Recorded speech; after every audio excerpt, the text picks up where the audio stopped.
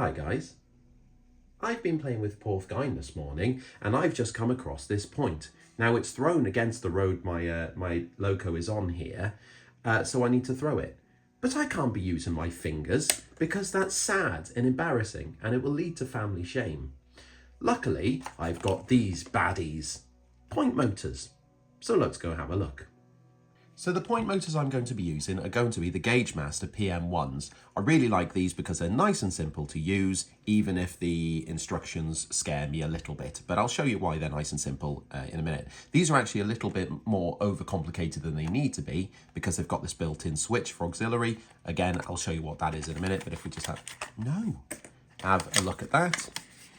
So the point motor itself is really basic. It's essentially a solenoid switch. That means that it's I think it's basically magnetic, and as one switches, it'll pull it that way. If that switches, it'll pull it that way. This is under your baseboard, attached below your baseboard. This pops up through your point, and obviously as that throws, it'll throw the point above the baseboard as well. Job done. Now what you've got on the bottom here are little tags that you can solder to. These are, like I said, a little bit more complicated because you could fire this up to actually control signals and things, which I'm not going to do. So essentially, all I need here is A, C, and B. Is that it? A, C, and B.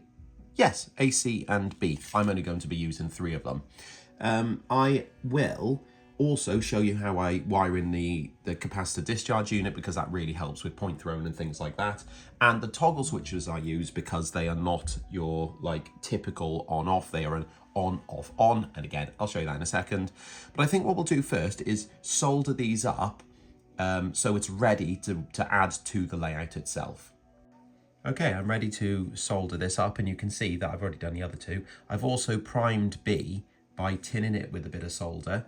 And also I've primed the end of the wire by tinning it with a little solder. So all you have to do is apply that heat to reactivate the solder. If it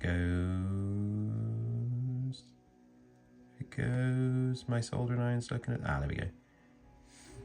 Pop the wire in, let it cool down, done. That's okay, so the other end is going to be the switches, and you can see if you follow the yellow wire, I've actually daisy chained these together because the yellow going into the center tag on the bottom of the toggle switches is going to be the main going in, and then if we bring our chock block back in, or our connector strip, we will then wire this into the 2 outsides, and that will be the left and right. One thing I will note about these, if you're unfamiliar with how these work, as these are actually on, off, on, which means, as opposed to a normal on switch which stays on, these are temporary. When you let go, they go back to off. That is so they don't burn out the motor, so they're really important. So what I'm going to do is get my wire, which is here, pop it through the middle tag, like so.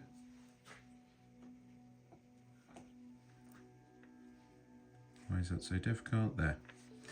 Then apply the soldering iron to lock it in place. That's a terrible, terrible job, but I'll redo it when you're not looking. But you get the idea.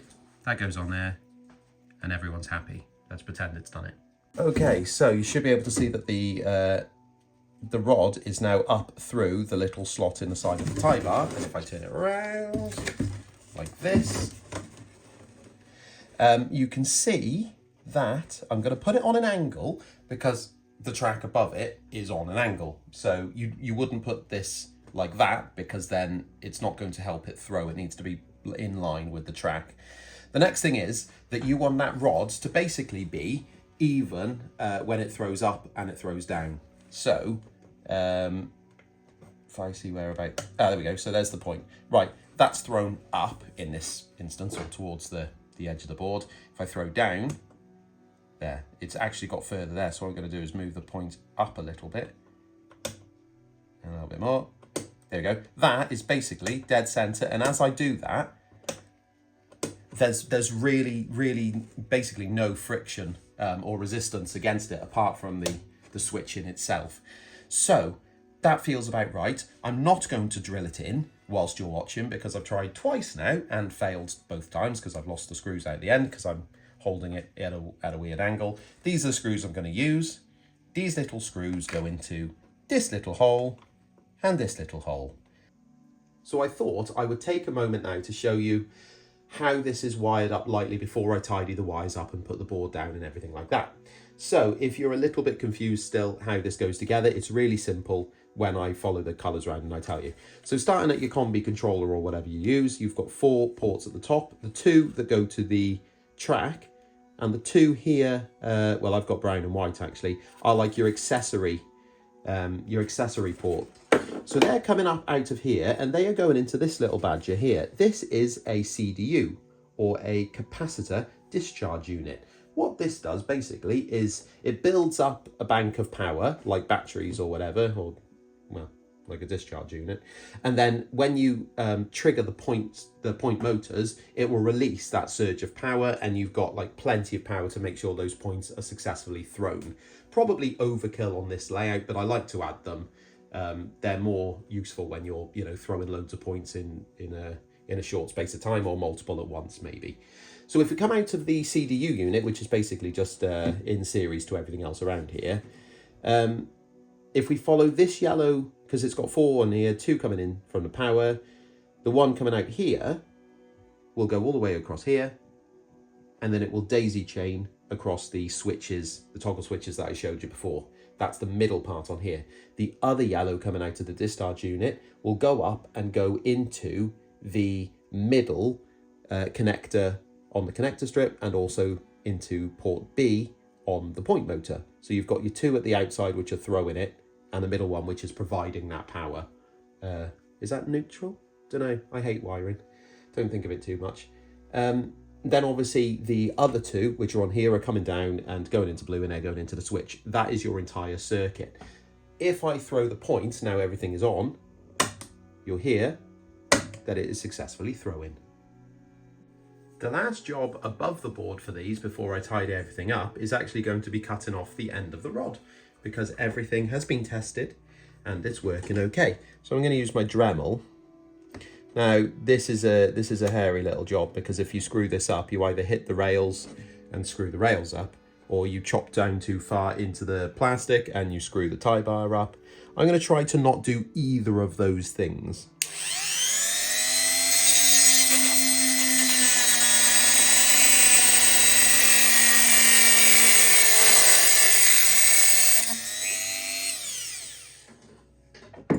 I didn't do either of those things.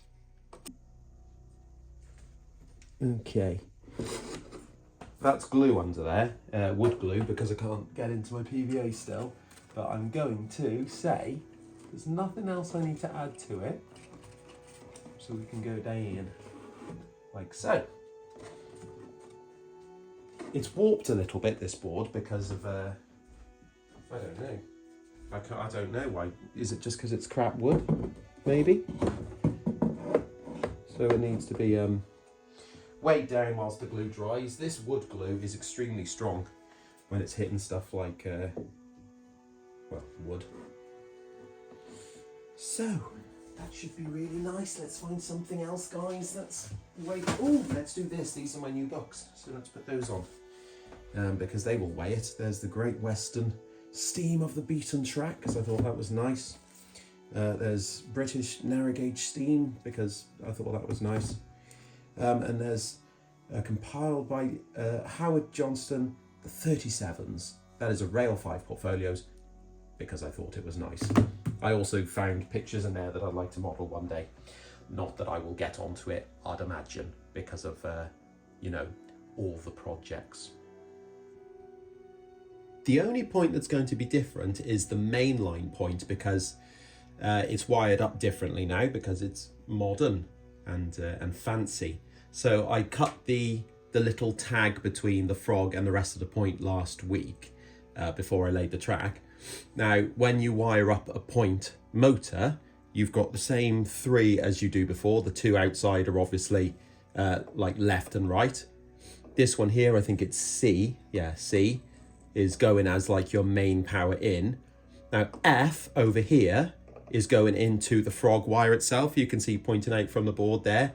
So it's isolated from the rest of the point. but is powered by this wire that comes from the switch on the point motor itself. That is all the track cleaned up, laid with point motors. You can see on the side here that I haven't finished putting the toggle switches into where I'm actually going to have them positioned on the side of the board there, just because I'm going to put like a nice little plate on the side with you know, saying what each one does. But I think what we need to do now is actually get this layout going and see how that ingle works, because I have not used one before. So which one's that? Is that point? No, that's the far one. That one? Yes. There we go. See, I will learn. I should say at this point I'm using the Bagley from the Talyllyn project because I want to use it with the shunting and I don't have anything else to use at the moment.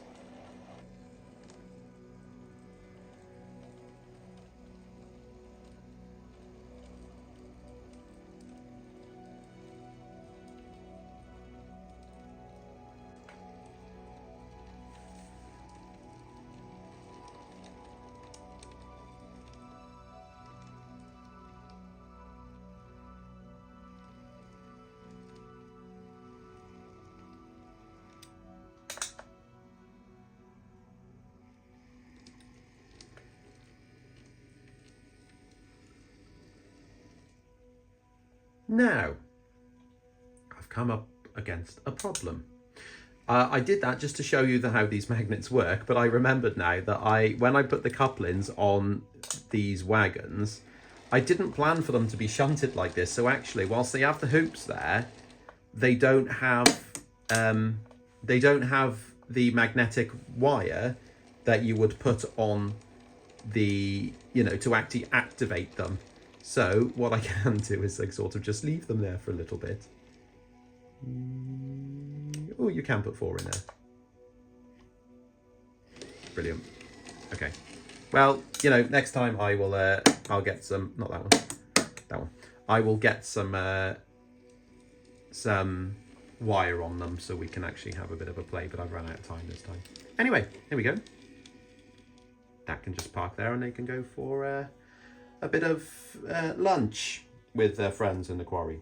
So thank you very much for watching. Hopefully that's helped with point motors, because I know a few people have been wondering about how to do point motors on Facebook, on chats I've been on. So hopefully that's really helped you.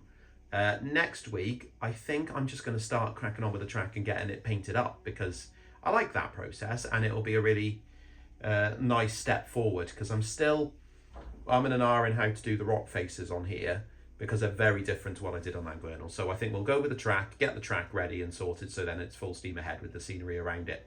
Anyway, I'm off now because I've got to go to the dentist again. Cheers.